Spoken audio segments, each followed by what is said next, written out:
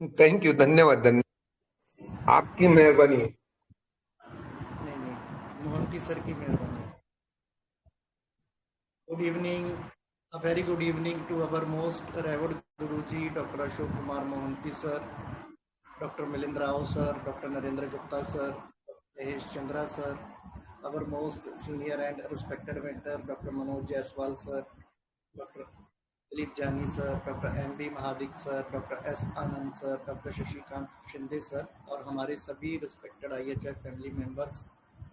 जैसा कि आप सभी को पता है, हम हमारे beloved master doctor Ashok Kumar Mohanty sir का बर्थडे सेलिब्रेट कर रहे हैं और आज हमारे respected and senior mentor doctor Dilip Jani sir आज का ये सेशन ले रहे हैं। तो सबसे पहले मैं हमारी IHF फैमिली की ओर से हमारे respected and senior mentor doctor Dilip Jani sir का वेलकम करता हूँ। Welcome sir, a very good evening sir. Thank you very much sir, thank you. जी सर, मेरी आवाज आ रही है सर? बिल्कुल आ रही है सर।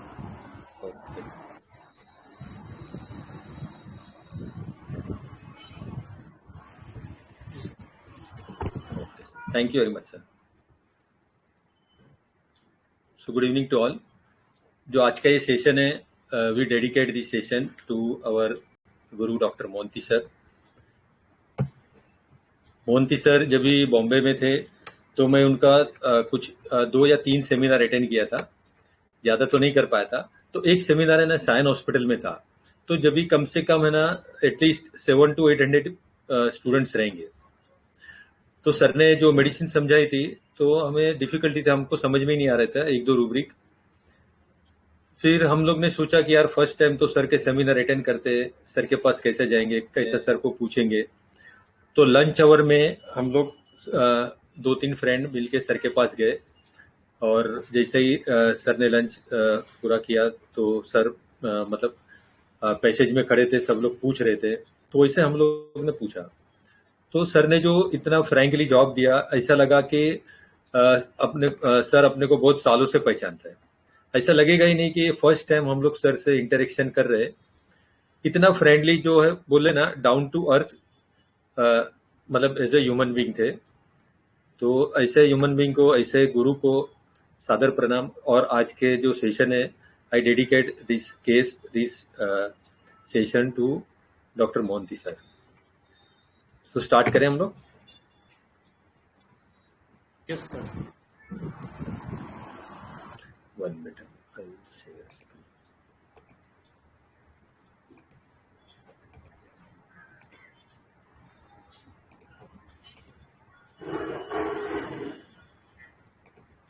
स्लाइड दिख रही ना sir? Yes sir. So gratitude to our master, Dr. Haniman sir, Dr. ML Segal sir, Dr. Mohanty sir. He was the real guiding star to all his students. और gratitude to Mohanty sir, gratitude to Dr. Mahesh sir. और आज का जो case है, आज की जो remedy है, I could correct only because of means explanation given to me by Dr. Mahesh Chandra sir. कि जो रेमेडी उन्होंने मेरे को समझाई, उसके बाद में मैंने ऐसे 2 से 3 केस क्रैक किए कि जो with in fraction of second, मतलब जो हम लोग बोलते हैं ना कि जितना इजीली हम लोग सीपिया, नक्सोमिका, आर्सेनिक ये हमारे माइंड में आ जाती है, तो ये मेडिसिन भी हमारे माइंड में बहुत इजीली आती है। It is only because explanation given to me. ये मेडिसिन जो मुझे समझा है डॉक्टर महेश चंद्रा सर ने, ओनली बिकॉज ऑफ दैट। तो ये केस है, एक 18 ईयर्स ओल्ड गर्ल है जो मेरे पास उसके फादर ने लेके आए थे। तो उसको दोनों सोल्स में मल्टीपल कॉन्स थे और काफी पेनफुल थे। लेफ्ट साइड में कॉन्स बहुत ज्यादा थे, राइट साइड में थोड़े कम थे। और उसके साथ में उसको हाइपरहिड्रोसिस भी था, स्वेटिंग है जो पाम्स एंड सोल से, वो भी बहुत ज्यादा था। ये सब तकलीफ उसको 1 साल से थी। तो ये हमारे चैरिटेबल ओपीडी में आई थी। तो वहां पे टाइम नहीं रहता है, जैसे जैसे पेशेंट आता है तो एक पेशेंट के पीछे हार्डली 2 से 5 मिनट हम लोग दे सकते हैं। जो भी पेशेंट बोले वो हमें अंडरस्टैंड करके जो मोबाइल रेपर्टरी में रूब्रिक लगा के हमको देना है, या तो फिर पेशेंट का फील आता है या 2-4 रूब्रिक का भी फील आता है तो वो करके हमको दे देना पड़ता है।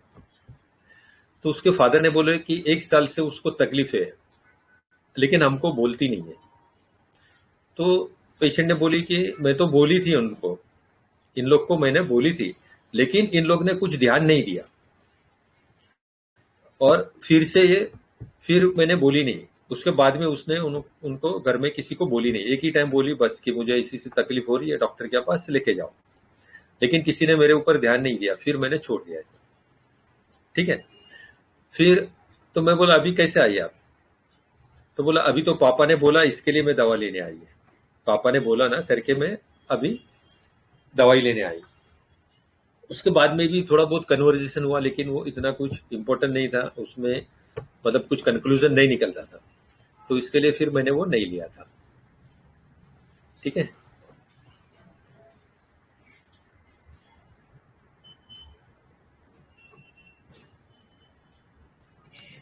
जी बताइए। तो आप लोग बताइए, सभी ने एनालिसिस अच्छा किए, और लेकिन अभी तक रेमेडी तक कोई पहुंच नहीं पाया। लेकिन रेमेडी का जो फील है वो सब ने पकड़ा है। ये रेमेडी प्लेटिना है, सल्फर है, सिलिसिया है, ये सब के मतलब आजू बाजू में घूमने वाली है। प्लेटिना के बहुत करीब है, सल्फर के बहुत करीब है। तो हम लोग थोड़ा बहुत डीडी करेंगे जितना मुझे आता है। तो सभी ने 2-3 रूब्रिक जो है ना बहुत अच्छे लिए, और एकदम कंफर्म रूब्रिक लिए। जो पेशेंट का वर्जन था उससे भी रूब्रिक कंफर्म होता है, और जो पेशेंट का एटीट्यूड था उसके वजह से भी जो रूब्रिक कंफर्म होता है वो मोस्टली सब ने लिए। लेकिन रेमेडी तक कोई पहुंच नहीं पाए, क्योंकि उसके बाद के जो रूब्रिक थे ना वो मिस हो गए।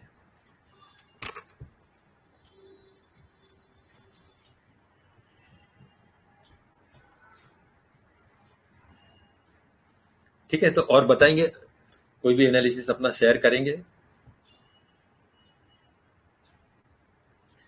और रेमेडी की शॉर्ट जर्नी भी हम लोग करेंगे, तो आगे चल के हम लोग को बहुत काम लगेगा।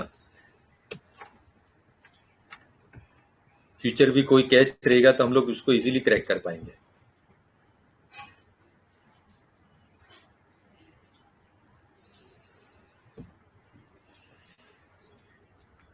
जी ऐड कीजिए please. Hello. Hello sir. Hello, yeah good evening. हाँ, गुड इवनिंग बोलिए। सर।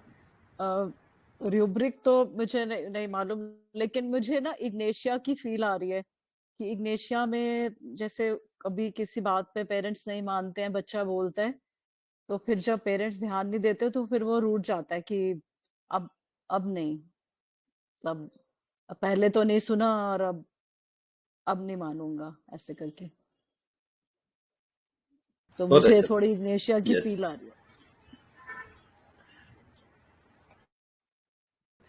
उस टाइम तो मैंने ज्यादा सोचा नहीं था, लेकिन रिजल्ट मिला उसके बाद में मेडिसिन का और स्टडी किया तो और दूसरे रूब्रिक भी मेरे को मिले, 2-3 रूब्रिक और मिले। और जब भी मेडिसिन की जर्नी करते हैं तो इसमें इग्नेशिया भी एक अच्छे, मतलब काफी क्लोज मेडिसिन आती है, वो डीडी हम लोग करेंगे थोड़ा।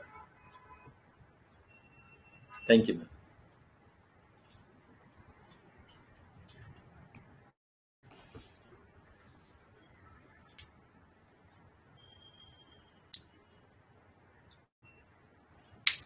जी और बताइए प्लीज।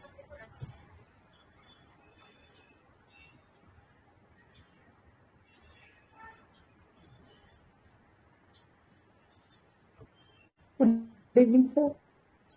क्या गुड इवनिंग।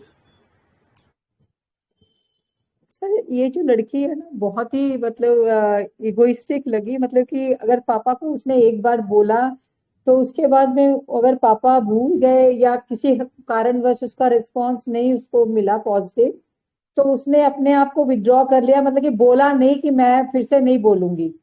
पापा को चाहिए था ना, पापा का फर्ज बनता था ना कि मैंने एक बार बोल दिया तो मेरे को डॉक्टर के पास में लेके जाना था, मेरी प्रॉब्लम को समझना था। तो वो नहीं हुआ तो अब मैं नहीं बोलूंगी। तो अंदर में एक गुस्सा दबा के रखा हुआ था, रिजर्व्ड डिस्प्लेजर था उसके अंदर में। यस।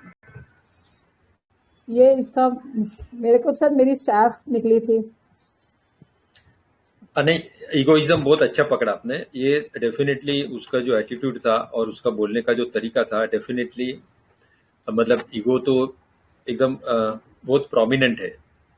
और सर और ये पेशेंस मेडिसिन, कितना है हाँ, सर, अपने प्रॉब्लम को वो सह रही है, मतलब कितने मल्टीपल यस कॉन्स है, एक कॉन भी होता है ना तो हमें चलना मुश्किल हो जाता है, तो वो यस पेन सह रही है लेकिन झुकना नहीं उसे पसंद, झुकना इन द सेंस कि दोबारा पापा को बोलेंगी जाके पापा मेरे को डॉक्टर के पास में लेके चलो, ये उसे पसंद नहीं है।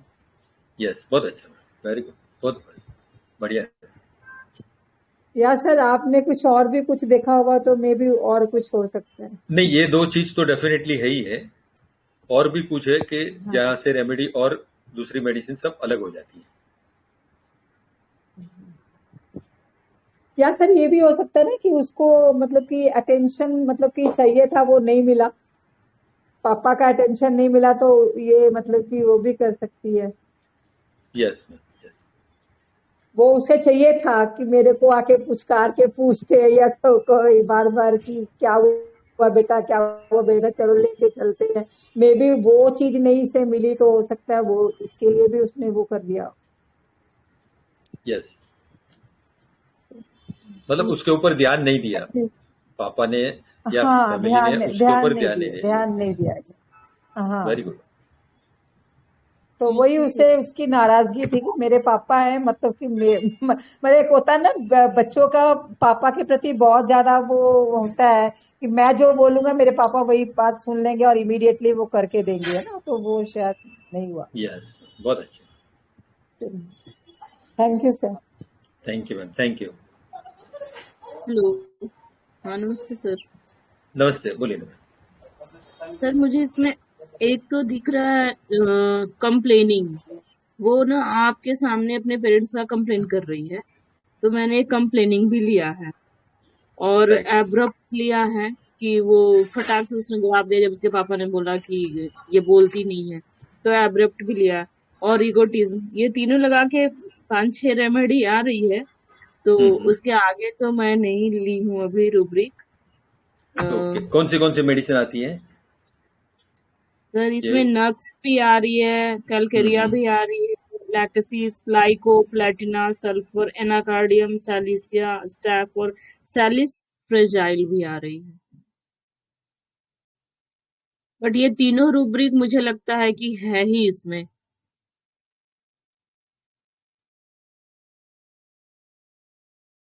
सर हाँ, मतलब वीडियो ये इसमें से एक भी मेडिसिन नहीं है, और भी है, लेकिन ये जो ट्रैक है बिल्कुल राइट है मैम, एकदम सही ट्रैक है।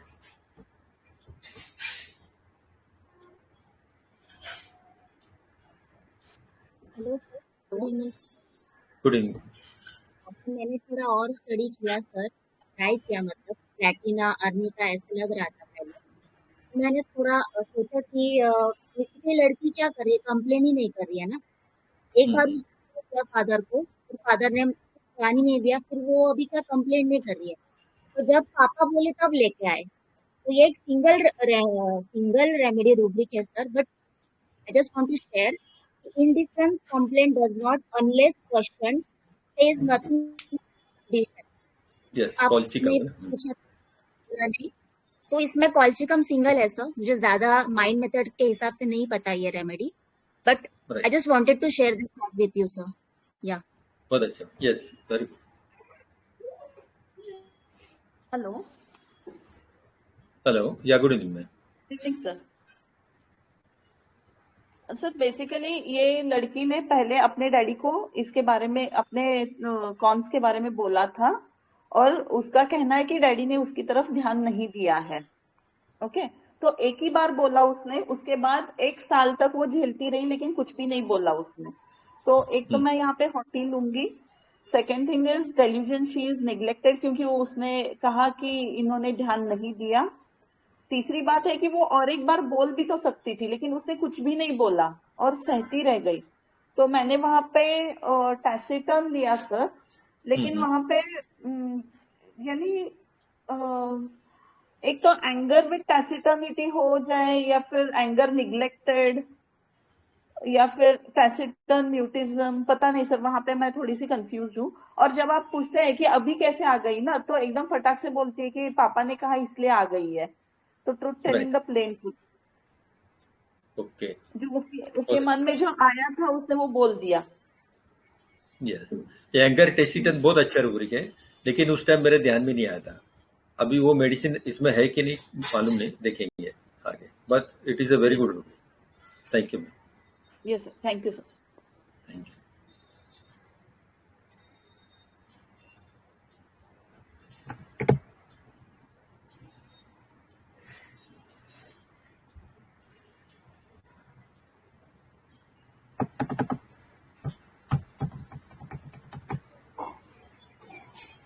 सर वीडियो नहीं चल है, दिख नहीं रही है। क्या? नहीं दिख रही है सर। जी लीव करके ज्वाइन कीजिए मैम आप। Okay okay sir, thank you.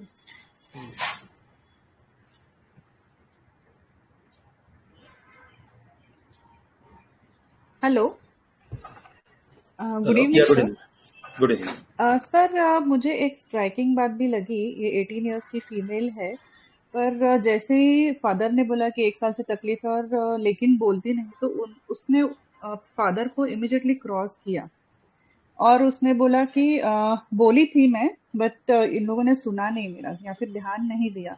तो ये भी एक थोड़ा सा रिएक्शन जो उसकी तरफ से आया है, वो थोड़ा मुझे सेंसोरियस या फिर इमीडिएट जो रिएक्शन उसने जो दिया है, अगर वो माइल्ड और यील्डिंग टाइप की होती ना, तो ये कभी मतलब चुप रहती या फिर इग्नेशिया टाइप रहती तो बोलती नहीं थी। पर ये जो रिएक्शन है ना, वो क्योंकि स्टार्टिंग में मेरा भी इग्नेशिया ही था, but the way she is मतलब इमिडिएटली फादर के बातों को काट रही है, वो एक चीज है।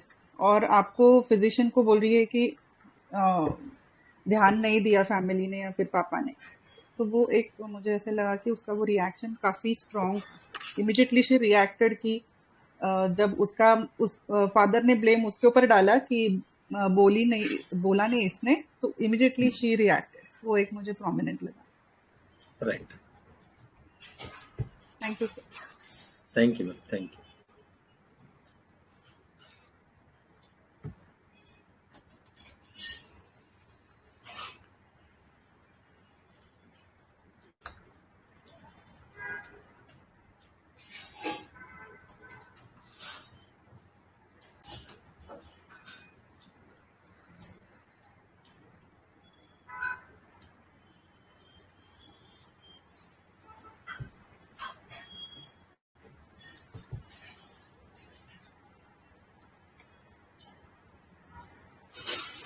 जी और बताइए, और कोई ऐड करेंगे?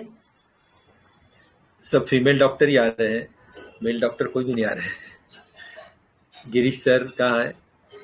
और सर चुप है क्योंकि आपने पहले कह दिया, मैंने नेक्स्ट बोला था। हाँ वही आपका नाम मैं बोलने वाला ही था सर। और अभी भी आपने बताया कि रेमेडी क्रैक नहीं हुई है, तो बाकी हम लोगों ने अपना व्यू जो समझ में आया था वो तो हम लोगों ने बताया ही है, इसलिए हम लोग राइट। और अभी भी कोई रेमेडी क्लियर समझ में नहीं आ रही है, इवन इतने डिस्कशन के बाद भी। Right sir. जब आपने पूछा था उसके तो पापा को क्यों नहीं बोला, तो उसने और भी कुछ बोला था क्या आपको? नहीं, मतलब ऐसी कोई बात नहीं हुई, वही बताया कि उन लोग ध्यान नहीं दिए, तो फिर मैंने बताई नहीं। तो ये उसका डेफिनेटली देखो ईगो तो उसका प्रोमिनेंट आ ही रहा है। हाँ हाँ सर, वो तो है। अभी देखो 18 इयर्स की है और पापा के सामने जब भी मतलब कोई डॉक्टर के सामने ऐसे बोलती है पापा के लिए, तो वो कितनी इगोइस्टिक रेमेडी रहेगी, है ना? Sir good evening sir. या गुड इवनिंग सर। ये इगोइस्टिक एंड पर्ट लेके can think of spongia. Egoistic and pert, okay. ऐसे बोल दिया उसने बिना सोचे, तो थोड़ा स्पॉन्जिया का फील आया ma'am sir. Yes, Spongia is also very near. Okay sir, thank you sir, thank you.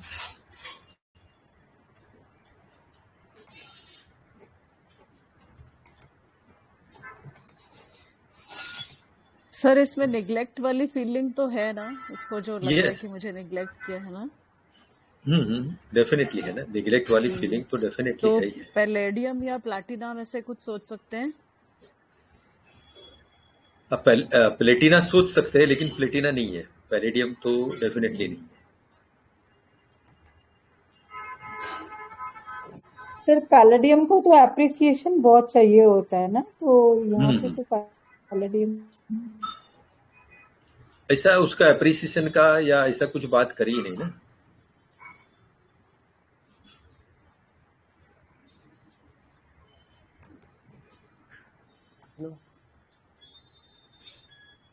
Sir hello sir.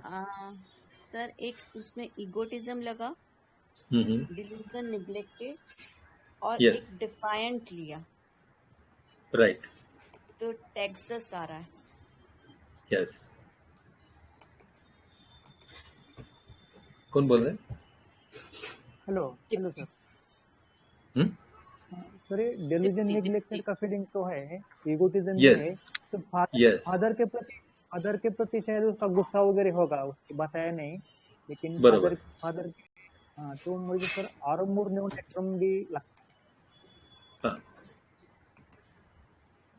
देखो मैं शेयर कर रहा हूँ, फादर। मतलब उस टाइम में मतलब मैंने क्या सोचा। देखो एक तो फर्स्ट उसने क्या बताया कि पहले उसके पापा ने बताया 1 साल से तकलीफ है, लेकिन हमको किसी को बोली नहीं। अभी इसका मतलब इन्फरेंस हम लोग क्या निकाला, मैंने क्या निकाला उसमें कि 1 साल से उसको तकलीफ है, तो तकलीफ वो सहन करतेगी, उसके बाद में जब भी सहन नहीं होता रहेगा उसने बताई रहेगी। एक ही टाइम पापा को बताए, मतलब पापा को बोलती ही नहीं थी, उसके बाद में फिर एक टाइम बताए। तो यहाँ पे मेरे माइंड में 2 ही रूब्रिक क्लिक हुए, जो हम लोग एकदम कॉमन जो ये रूब्रिक लेते हैं।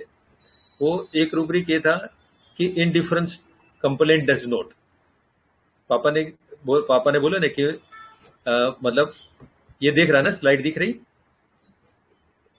हाँ सर, हेलो, हाँ Yes, sir, sir. Yes, sir. हाँ सर, हाँ सर। मेरे माइंड में देखो 2 ही रूब्रिक आए उस टाइम में, इनडिफरेंस टू सफरिंग और इनडिफरेंस कंप्लेंट डज नॉट।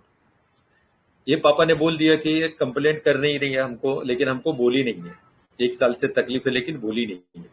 तो पापा को उसने अपनी कंप्लेंट मतलब जो तकलीफ थी वो बताई नहीं, और तकलीफ वो सहन करते गई, और तकलीफ के तरफ उसने ज्यादा ध्यान नहीं दिया रहेगा। तो ये 2 रूब्रिक हमारे माइंड में आया, और जब भी मेरे को समझने कि ये 2 में से राइट रूब्रिक कौन सा रहेगा, वेदर कंप्लेंट और ये सफरिंग, तो मैंने उस टाइम में तो दोनों रूब्रिक ले लिए कि ये दोनों रूब्रिक डाल दिए कि कोई भी मेडिसिन है हमारी मिस ना हो जाए। तो यहाँ पे मैं श्योर नहीं था कि ये क्या लेने का इससे, ठीक है। जब ये दूसरा जो उसने बोला कि बोली थी लेकिन इन लोग ने ध्यान नहीं दिया, और इसके लिए फिर से नहीं बोली, ठीक है। तो यहाँ पे देखो क्लियर कट है कि फैमिली पीपल हैव निगलेक्टेड है, और जो हिसाब से ये बोली वो हिसाब से इगोटिज्म उसका दिखता था, लेकिन इगोटिज्म भी मैंने नहीं लिया क्योंकि उसमें बहुत सारी मेडिसिन है। तो पहले ये 2 rubric, indifference complaint does not, indifference to suffering और डेल्यूजन निगलेक्टेड, तो उसमें जो 100% श्योर जो रूब्रिक था वो डेल्यूजन निगलेक्टेड, ठीक है। ये रूब्रिक मेरा श्योर था, और बाद में उसने बोली ना कि अभी तो मतलब पापा ने बोली इसके लिए मैं आई, तो उसका मतलब उसने पापा की बात मान ली, पापा ने जैसा बोला वैसा उसने करी। This is yielding disposition. तो उस टाइम में मैंने जब ये चारों रूब्रिक डाला, indifference complaint does not, indifference to suffering और डेल्यूजन निगलेक्टेड और यील्डिंग, ये अगर मैंने डाला तो स्ट्रामोनियम और टेक्सस ये 2 ही मेडिसिन आती, ठीक है। तो टेक्सस का अभी स्ट्रामोनियम है तो इतना टाइम वेट भी नहीं करती थी, भागती थी, किसको क्लीन करती थी, या तो अफेक्टेशन में रहती थी। ये 2 में से एक रिएक्शन तो स्ट्रामोनियम का रहता था, ऐसा कुछ भी नहीं था। और टेक्सस का आगे एक रूब्रिक बताऊंगा, वो भी मेरे ध्यान में आया, तो करके मैंने फिर उसको टेक्सस दिया था, ठीक है। और रिट्रो स्टडी हम लोग करते तो उसमें 2-3 और रूब्रिक जो है वो टेक्सस के फेवर में, ठीक है। यहाँ तक कुछ क्वेश्चन है? हेलो, तो ये देखो उस टाइम का पेपर है मेरा, जो ये 18 ईयर ओल्ड फादर बोलते हैं कि हमको बोलती नहीं, कंप्लेंट नहीं करती, ये लड़की बोलती है। तो मैंने ये इनिशियली सफरिंग का और ये कंप्लेंट का रूब्रिक लिया था, निगलेक्टेड और यील्डिंग। फिर मैंने सफरिंग पे आया मैं कि तो मेरे पास टेक्सस ही आई और स्टामोनियम आउट हो गई, बाकी जो भी मेडिसिन थी सब आउट हो गई। ठीक है।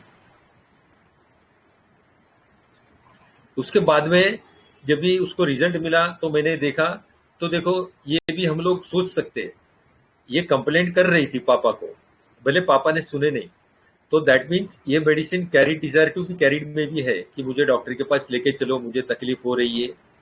और देखो कंप्लेनिंग में है, ये मेडिसिन कंप्लेनिंग में भी है, कंप्लेनिंग अबाउट वंस कंडीशन और इलनेस, कंप्लेनिंग में ये मेडिसिन है। तो ये दो रूब्रिक भी हम लोग सोच सकते हैं कि carry desire to be carried and complaining about one's condition. और सेकेंड थिंग, ये फिर से क्यों नहीं बोली, तो यहाँ पे उसका इगोटिज्म काम कर रहा है, इगोटिज्म की वजह से ये फिर से नहीं बोली। ठीक है। और ये जो हिसाब से बोली उसकी इरिटेबिलिटी क्लियरली दिख रही थी, इरिटेबिलिटी टू हर फैमिली। और ये रूब्रिक बहुत काम का रूब्रिक है। देखो कि जब भी आदमी को हेल्प चाहिए, अगर उसको हेल्प नहीं मिलती है ना, तो ये रूब्रिक हमें हेल्प करता है। Anger help about not being, means anger about not being help. जब भी उसको हेल्प नहीं मिलती है, जहां से उसने हेल्प एक्सपेक्ट किया, यहाँ से उसने फैमिली से, उसके पापा से हेल्प एक्सपेक्ट किया कि हम लोग मेरे को डॉक्टर के पास लेके जाएंगे, मेरे को दवाखाने में लेके जाएंगे, लेकिन उन लोग ध्यान नहीं दिए, उसको हेल्प नहीं करी। तो this is anger help about being. ये रूब्रिक मेरा ध्यान में था, उसमें कुछ दो ही मेडिसिन है, क्रोटेलस कस्कावाला और टेक्सस, तो ये ध्यान में था करके फिर उस टाइम में मैंने टेक्सस दिया था। इगोटिज्म तो था, लेकिन इगोटिज्म में ज्यादा मेडिसिन थी तो उस तरफ ज्यादा मैंने ध्यान नहीं दिया। इरिटेबिलिटी फैमिली, ये भी मुझे पता नहीं था कि ये मेडिसिन उसमें भी है, लेकिन ये anger help about not being जो है ना, वो माइंड में था कि उसका एंगर भी क्लियरली दिख रहा था, निगलेक्ट भी फीलिंग था, और उसके साथ में यील्डिंग डिस्पोजिशन में देखा तो यील्डिंग में भी था। उसके पहले मुझे पता नहीं था कि यील्डिंग में भी टेक्सस है। ठीक है। तो ये अगर रिट्रो रूब्रिक भी साथ में मिलाएंगे ना, तो हमारे पास सिर्फ टेक्सस आएगी, भले ये दो तीन रूब्रिक जो उस टाइम में मेरे ध्यान में नहीं आया था। ठीक है। Indifference, complaint does not, indifference to suffering, delusion neglected, yielding disposition, irritability to family और इगोटिज्म, ये मिलाएंगे तो देखो फर्स्ट टेक्सस आता है, सेकंड में अभी भी स्टामोनियम है, फिर उसके बाद में ये है लेक ह्यूमनम। लेकिन लेक ह्यूमनम ईगो में नहीं है, लेक ह्यूमनम है डिटैच फ्रॉम ईगो, इसमें ईगो में नहीं है, तो यहाँ हम लोग सोच ही नहीं सकते ये। ठीक है।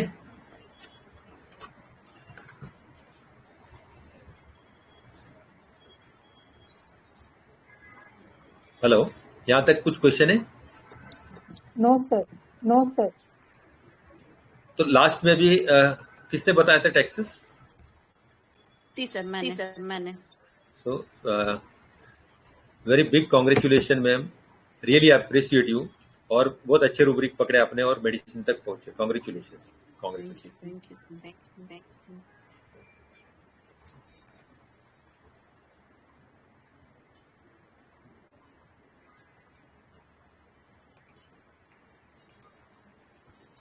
ठीक है, तो थोड़ा जर्नी करें। यहाँ तक कुछ है क्वेश्चन?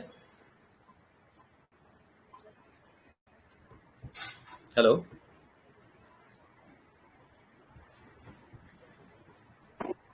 क्लियर है, क्लियर है, क्लियर है।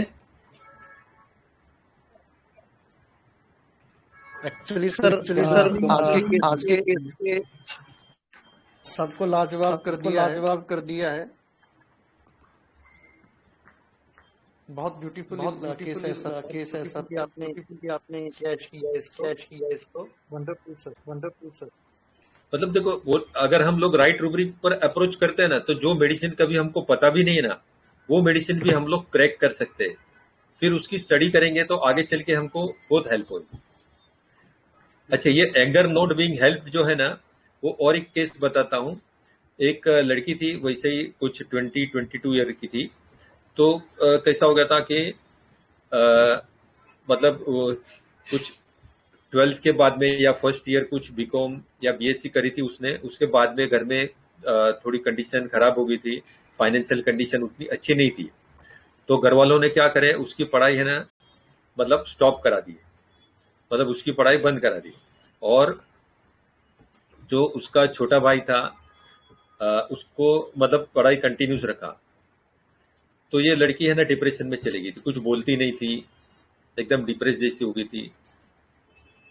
तो जब ये मेरे पास लाए ना तो उसको ऑलरेडी साइकेट्रिस्ट की दवा चालू थी।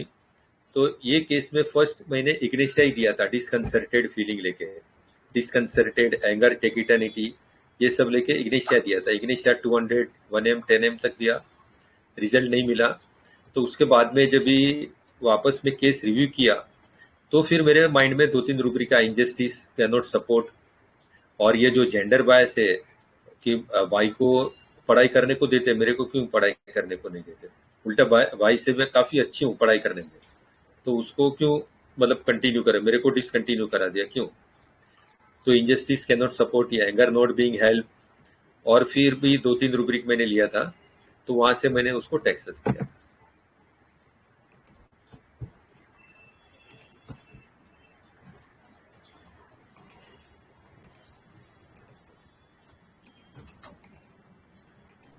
ठीक है, तो उसके थोड़ी जर्नी करते हैं। टेक्सस की बहुत ब्यूटीफुल रेमेडी है। तो टेक्सस का देखो कोर रूब्रिक सर ने मेरे को बताया था, this is all because of my sir, I could understand this, कि सर ने इतना अच्छी तरह मेरे को समझा कि आज तक ये मेडिसिन मतलब मैं भूल नहीं पाया हूं। इसका जो मेन रूब्रिक है ना टेक्सस का, वो टेक्सस से डेल्यूजन कैरेट है suits into a body, suits into her body, मतलब कैरेट है उसका बॉडी में घुस गए। सूट्स मतलब क्या, जो शूटिंग करते हैं ना, राइफल शूटिंग ये सब करते हैं, तो गोली किधर जाती है, गोली पूरे शरीर में फैल जाती है ना, या गोली शरीर में एकदम घुस जाती है। तो वैसे टेक्सस के शरीर में जो है ना ये कैरेट घुस गया है। तो ये कैरेट ही क्यों, हमारे माइंड में क्या आता है कि ये कैरेट ही क्यों, तो ये हम लोग कभी सोच ही नहीं पाते। इसके लिए जो रिक्वायरमेंट है वो गुरु की है। ये सर ने मेरे को ये बताया कि कैरेट ही क्यों, because carrot is a symbol for motivation. जो मोटिवेशनल स्पीकर जो रहता है ना, वो कैसे सबको मोटिवेट करते रहते हैं। आज आफ्टरनून में हम लोग की एक मीटिंग थी, तो वहां पे मतलब सब स्टाफ थे, कोऑर्डिनेटर और दूसरे सब लोग थे। तो जो मेन पर्सन था वो सबको, स्टाफ को यही बोल रहा था कि देखो अभी इतना हमें टारगेट अचीव करना, अभी ये करना है, और मुझे मालूम है कि आपकी कैपेसिटी सबकी बहुत ज्यादा है, इससे भी कहीं गुना टारगेट आप लोग अचीव कर सकते हो। तो इसके लिए मैंने ये आपको काम सौंपा है। तो पहले से उसको एकदम मतलब हाई स्पिरिटेड लेवल पे लेके आता है, इतना मोटिवेट करते हैं कि उनको लगता है कि नहीं ये काम हम लोग कर ही देंगे। सो इसके लिए यहाँ पे कैरेट लिया कि carrot shoots into a body. So second rubric है टेक्सस का कि डेल्यूजन ही पजेसिस इनफाइनाइट नॉलेज, मतलब उसके पास बहुत सारा नॉलेज है, और डेल्यूजन वेल्थ। अगर ये दो रूब्रिक सिर्फ हम मिलाएंगे ना, डेल्यूजन वेल्थ और delusion infinite knowledge is possess, तो दो ही मेडिसिन हमारे पास आती है। देखो, cannabis indica and Texas, only 2 medicine. और इसमें शायद ईगो भी मिलाएंगे तो भी 2 मेडिसिन आएगी हमारे पास, delusion infinite knowledge he possesses and delusion wealth. और जो और एक अनदर रूब्रिक, मेन रूब्रिक जो है टेक्सस का है, हमारे ध्यान में रखना चाहिए, delusion nesting as if sees. इसमें टेक्सस के साथ में शायद लैक ह्यूमनम है।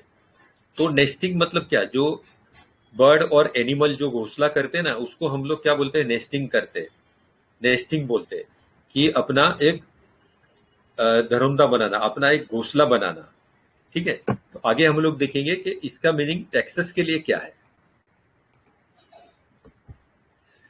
मतलब ये नेस्टिंग कैसा है कि टेक्सस जो है सबको हेल्प करता है, अपना जो नॉलेज है, अपना जो वेल्थ है, वो दूसरों को देने की कोशिश करता है, दूसरों को देता है। जैसा हनीमैन सर है, उन्होंने मतलब ये होम्योपैथिक फाइंड आउट किया, होम्योपैथी का नॉलेज लिए, तो ये नॉलेज उन्होंने अपने पास नहीं रखा, उन्होंने देखा कि ये नॉलेज में आगे भी बढ़ाना चाहिए, मुझे आगे भी बढ़ाना चाहिए, तो बोनीगोसन सर को दिया, डॉक्टर जार सर को दिया, ऐसा बहुत सारे अपने स्टूडेंट्स बनाए, उनको ये नॉलेज दिया कि ये नॉलेज आगे चल के मतलब ह्यूमैनिटी के लिए, ह्यूमन जो मैन काइंड के लिए यूज हो सके। तो this is nesting of taxes.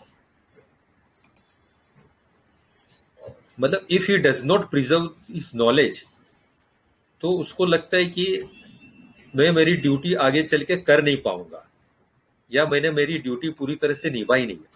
तो this is fear being unable to do her duty.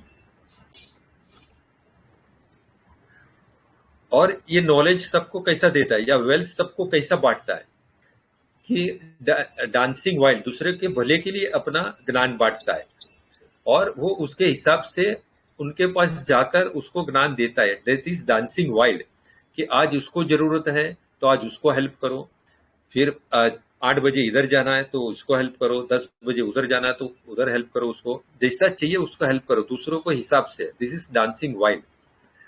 और dancing with the mark sense of rhythm, तो ये rhythm is decided by IPR.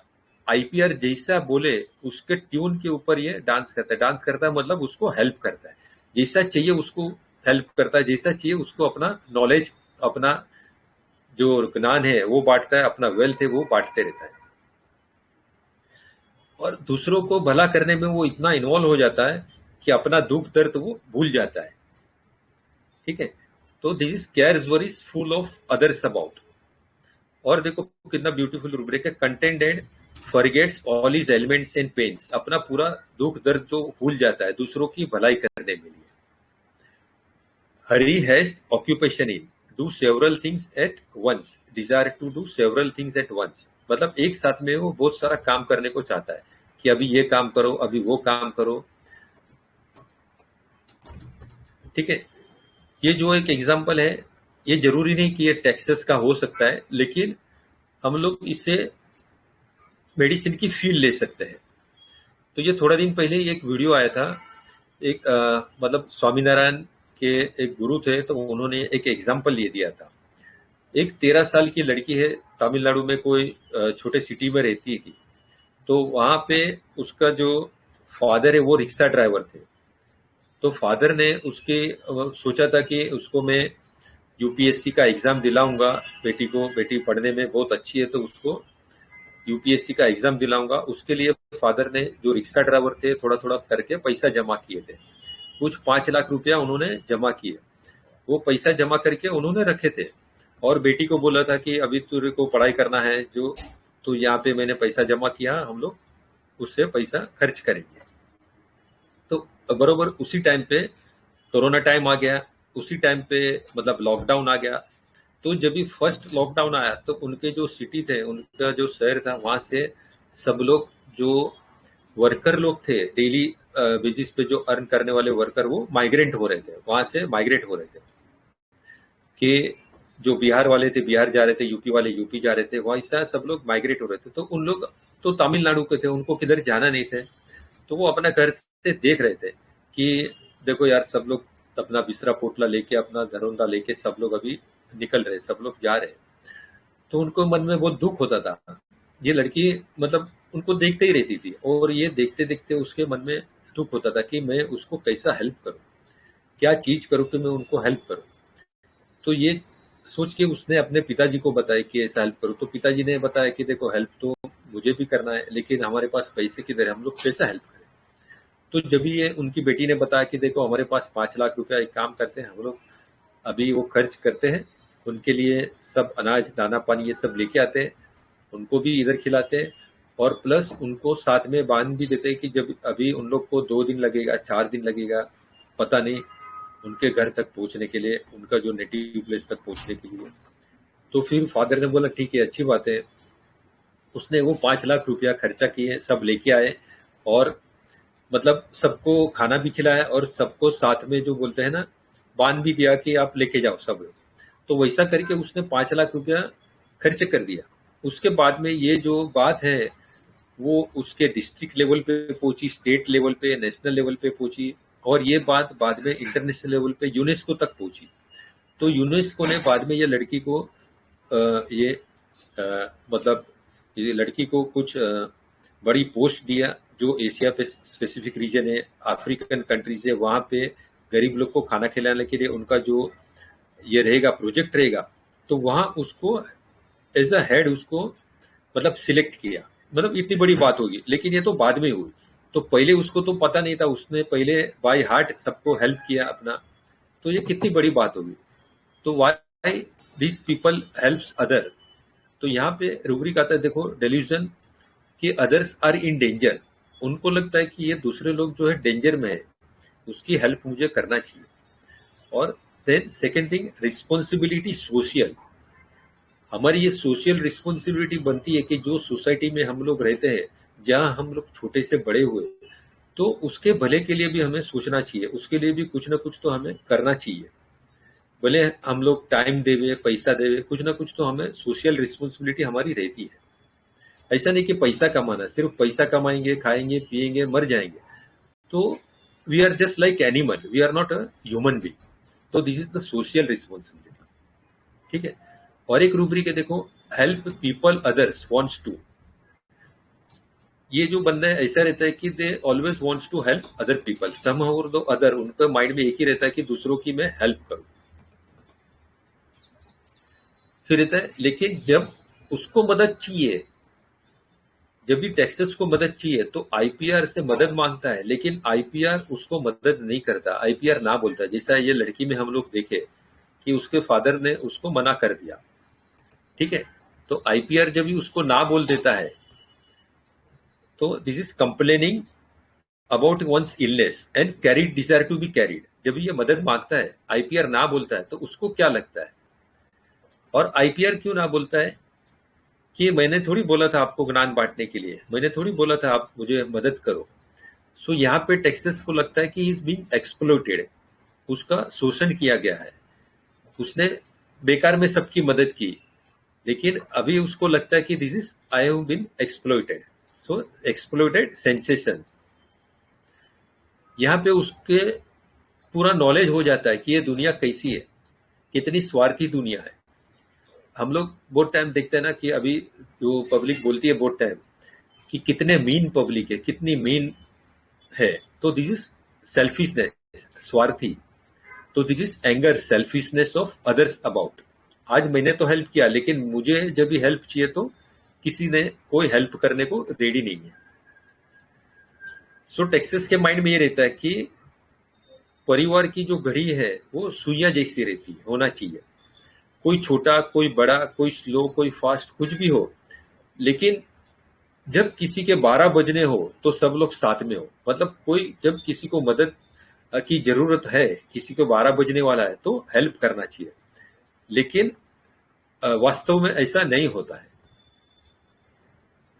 सो उसको लगता है जब तुमको मदद की जरूरत थी मैंने हेल्प करी, पूरी जिंदगी भर मैंने तुमको देखा, लेकिन जब मैं तकलीफ में हूं तो तुमने हेल्प करने से इनकार कर दिया, और अब मेरी हेल्प करने वाला कोई नहीं, सभी ने, पूरे परिवार ने मेरे से मुंह फेर लिया, कोई मेरी हेल्प नहीं करता है।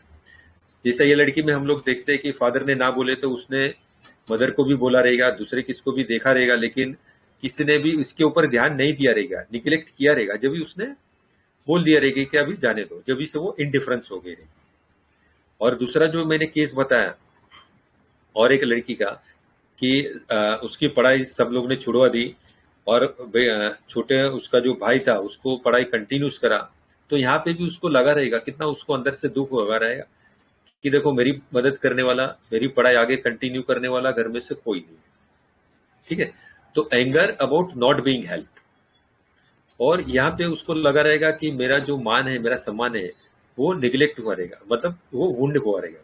सो एलिमेंट्स फ्रॉम ऑनर वुंडेड।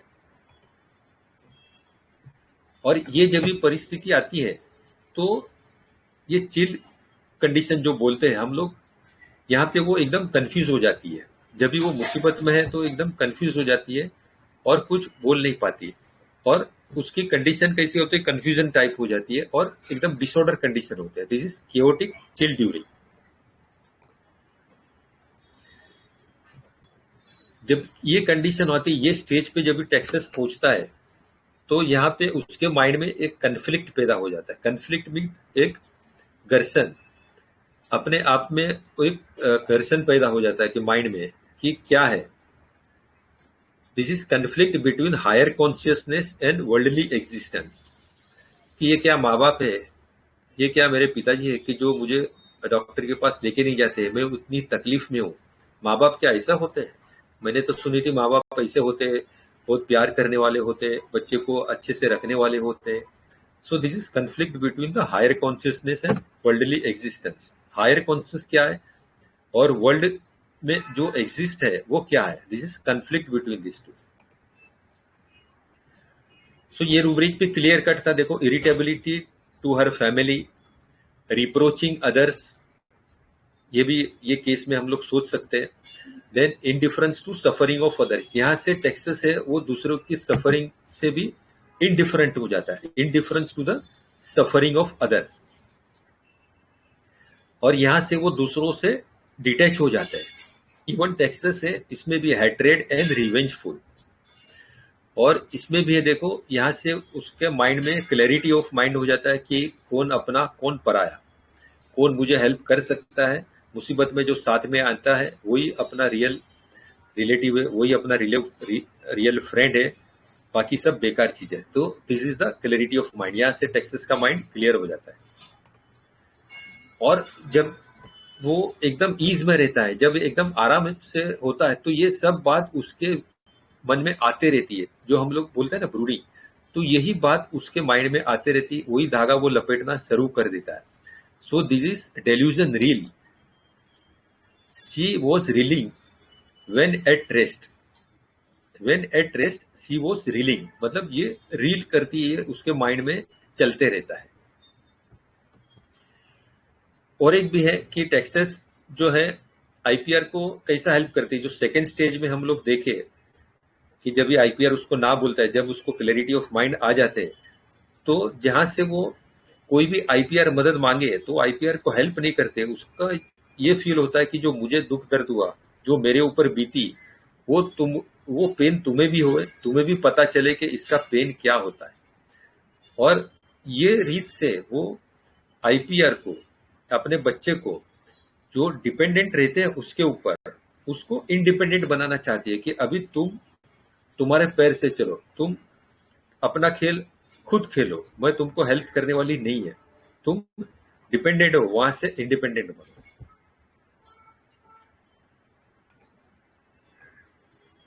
सो ठीक है, यहां तक कोई डाउट है तो आगे टीडी करते हैं। हेलो, दोबारा डेल्यूजन रील सर। सर दोबारा एनालिसिस कीजिए। हाँ, मतलब देखो, कोई भी आदमी जब भी दुख दर्द में होता है, अकेला अकेला बैठ के सोचते हैं, तो हमारे माइंड में एक ही रूब्रिक आता है। क्या रूब्रिक आता है? Brooding, brooding over past, brooding over childhood. ऐसे ब्रूडिंग में भी बहुत सारा मतलब ये सब रूब्रिक्स है।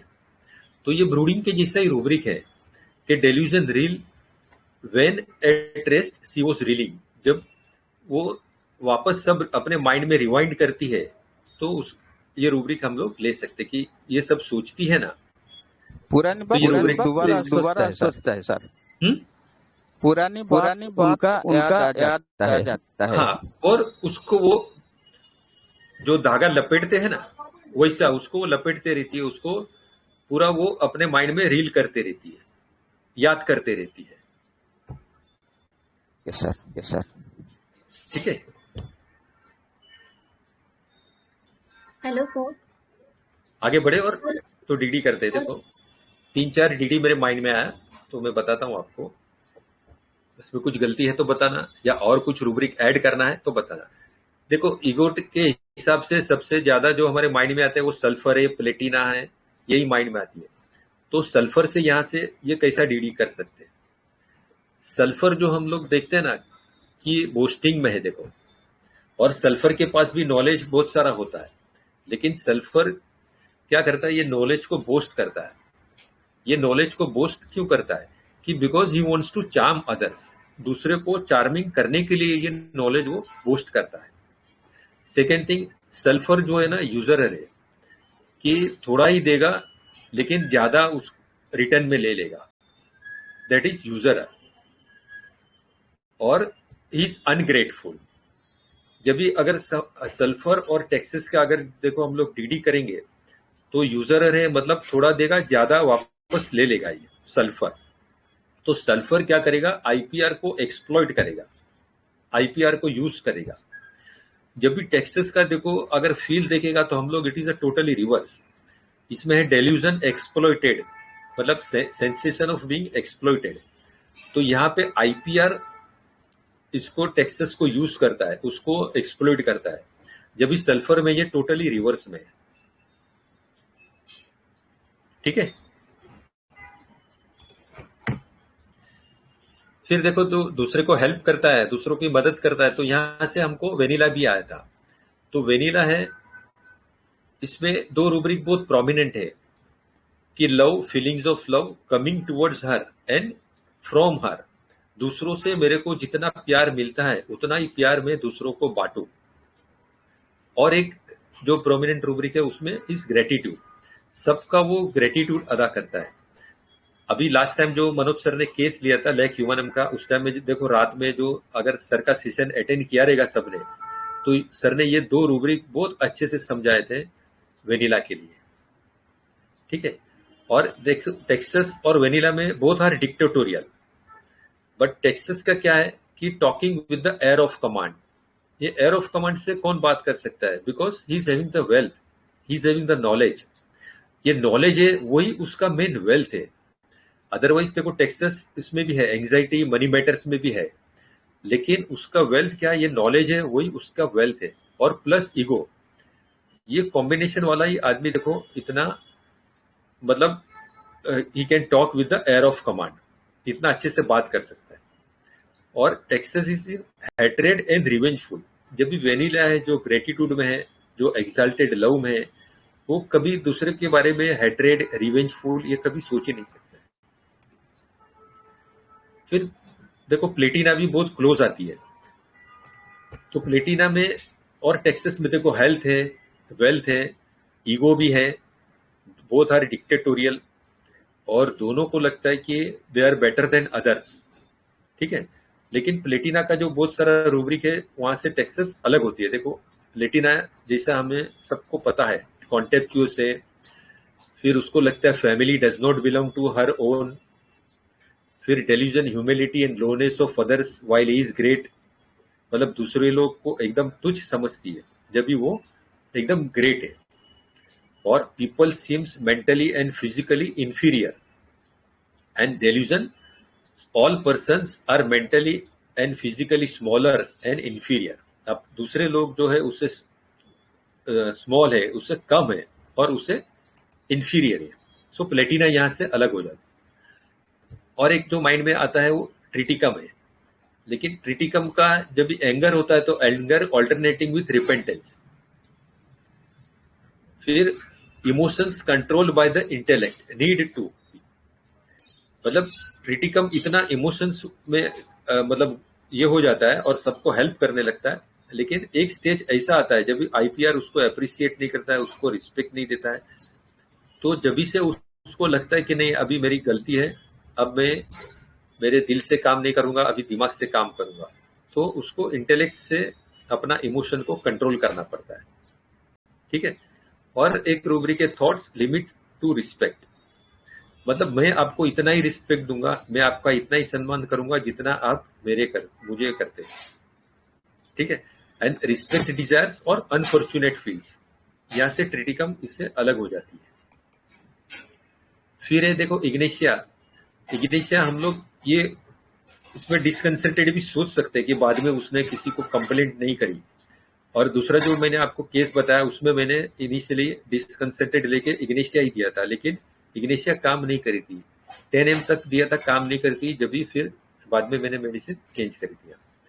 तो डिसकंसल्टेड में क्या होता है कि पहले वो कंसर्ट रहता है, पहले उसके साथ में सब लोग अच्छे से रहते हैं, उसका मेल जुल रहता है सबसे, दैट इज कंसर्ट। तो ये कंसेंट के पीछे उसके बाद में वो बहुत मेहनत करती है, मतलब पापा को बोली, मम्मी को बोली, बार बार बोलती है। उसके बाद में जब भी उन लोग नहीं सुने तो ये डिसकंसर्टेड में जाती है। मतलब डिसकंसर्टेड के पहले वो बहुत सारा मेहनत करती है, जब भी उसकी मेहनत फलती नहीं है तो वो डिसकंसर्टेड में जाती है। जब भी यहाँ पे कैसा था कि उसने एक ही बार बोली थी, पापा ने नहीं सुना, तो वो इगोटिज्म की वजह से उसने नकार दिया कि जाओ अभी मुझे नहीं चाहिए दवा, और बाद में उसने बोली भी नहीं, कंप्लेंट भी नहीं करी। ठीक है, और देखते हैं हम लोग तो इग्नेशिया है ना, इगोटिज्म में नहीं है सर, और इग्नेशिया का मूड हमेशा चेंजेबल होता है। That is also very much marked in Ignatia, जो ये केस में कहाँ पे भी नहीं था। और हम लोग सोचते, देखो सिलिशिया सोच सकते इगोटिज्म की वजह से, या स्टेफी सोच सकते हैं, लेकिन पल्सिटिला, स्टेफी, सिलिशिया ये सब मैन्युपुलेटिव रहती है। तो 1 साल तक ये वेट भी नहीं करती, कुछ ना कुछ मैन्युपुलेट करके मम्मी को पटाती थी या पापा को अच्छी तरह से पटाती, कुछ ना कुछ करके फिर वो अपना रास्ता निकाल लेती थी। तो यहाँ पे भी ये सब रेमेडी से अलग हो जाती है।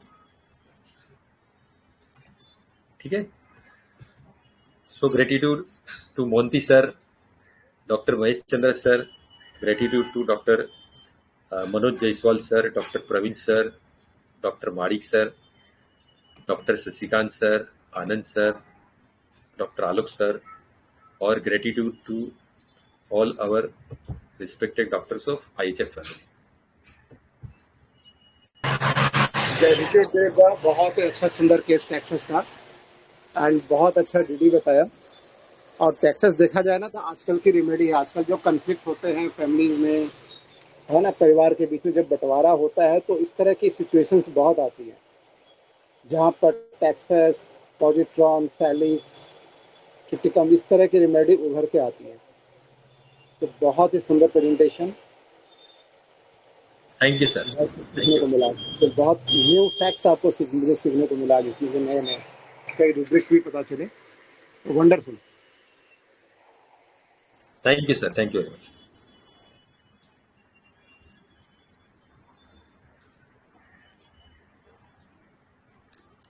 जी किसी का कोई क्वेरी है तो प्लीज आप जल्दी से बोल सकते हैं।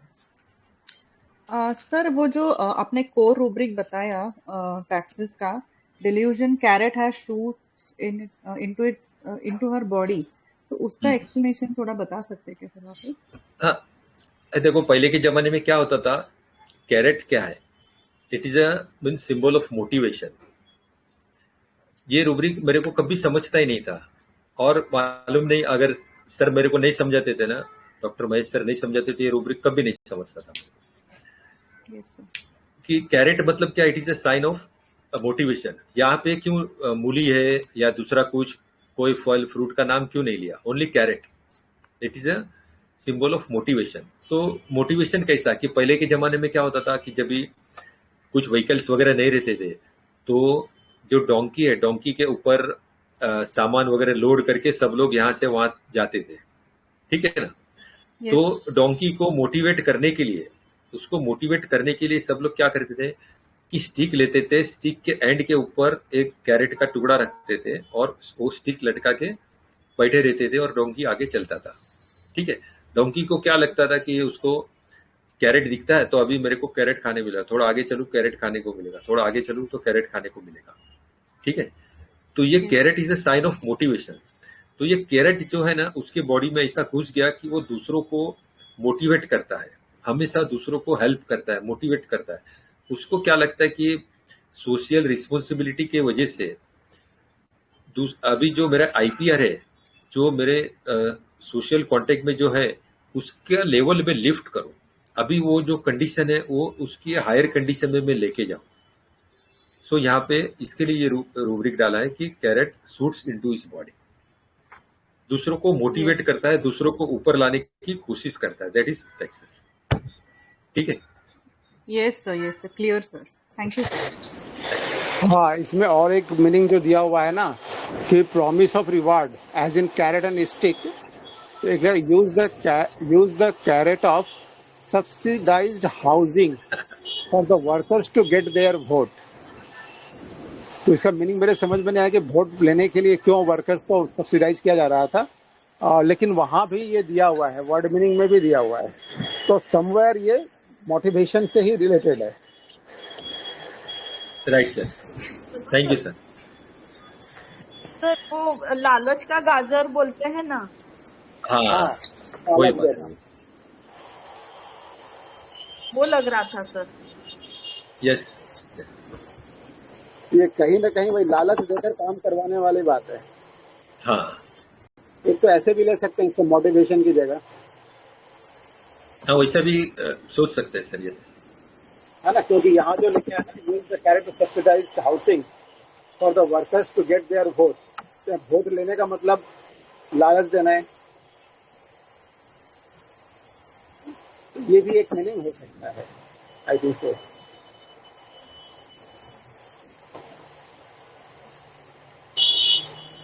सर दूसरा वैसे पूरे बॉडी में चेतना का प्रसार करता है, तो वो जो वो कोई आदमी दूसरे के जीवन में एनलाइटन करता है तो वो भी उसका भी मीनिंग है, क्योंकि वो लड़की भी वही कर रही थी ना, वो जो आपने इंसिडेंस बताया। तो मेटाफोरिकल मीनिंग वो भी है कि वो गाजर खाने से वो आदमी में वो जो एक तो एनर्जी फील होती है, वो या एक नई चेतना प्रसारित होती है, ऐसा भी एक नया मीनिंग सोच रहा हूँ। ज्यादा तो आप बताए सर। समझा नहीं सर, आपका आवाज ही नहीं आ रहा था बराबर। ये मेटाफोरिकल मीनिंग आवाज आती है सर? हाँ, ओके सर। हाँ, मेटाफोरिकल मीनिंग ये है कि गाजर जो होता है वो highest in the energy while taking, यानी वो खाने से पूरी बॉडी में नवजीवन यानी रिजनरेट हो जाता है। ऐसे कोई आदमी किसी की जो शुष्क जिंदगी में यानी जो वो चेतना डालता है या अपने पास जो है वो देके उसके जीवन में, किसी के पास फीस नहीं है तो वो फीस देके उसके जीवन में चेतना का नया संचार करता है, ऐसी जो चीजें करता है वो उसके मेटाफोरिकल मीनिंग की मैं बात कर रहा हूँ। Okay sir. क्योंकि गाजर नेचुरोपैथी में हाईएस्ट उसका वो वैल्यू है, वो कोई भी चीजों में। अभी जो सब लोग बोलते हैं ना एंटीऑक्सीडेंट, वैसा रहेगा। Yes yes, that is single word. Yes, thank you sir, thank you sir. ये मेडिसिन लैक ह्यूमनियम के भी बहुत करीब लग रही थी, तो उससे कैसे डिफरेंशिएट कर सकते हैं सर? क्लियर कट है, देखो ये इगोटिज्म वाली रेमेडी है, लैक ह्यूमनियम इगोटिज्म बिल्कुल नहीं है सर। जी सर, जी बिल्कुल। लैक ह्यूमनियम में देखो डिटैच फ्रॉम ईगो है, ठीक है? Okay sir, thank you, thank you, thank you sir.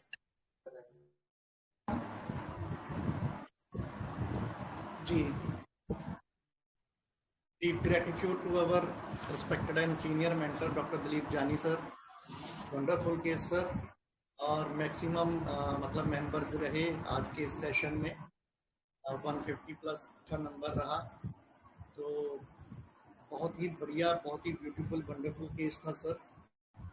बहुत सीखने को मिला कि हम टेक्सास या इस तरह की रेमेडीज, अगर हमारा रूब्रिक सही है, हमारी एंट्री सही है, तो इस तरह की रेमेडीज भी हम बहुत इजीली क्रैक कर सकते हैं, और दूसरा हमको उनके बारे में थोड़ा नॉलेज है।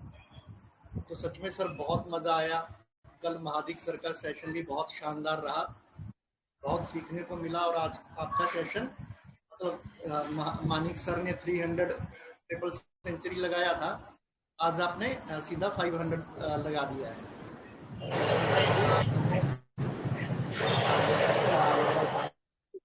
सो मच, और हमारी IHF फैमिली का बहुत बहुत आभार आपके पार्टिसिपेशन के लिए और आपकी सपोर्ट के लिए, और हमारे most senior and respected mentor doctor Manoj Jaiswal sir, उनका भी बहुत बहुत आभार हमें ज्वाइन करने के लिए और हमें गाइड करने के लिए। तो आज की इस शानदार VC को यहीं पर वाइंड अप करते हैं।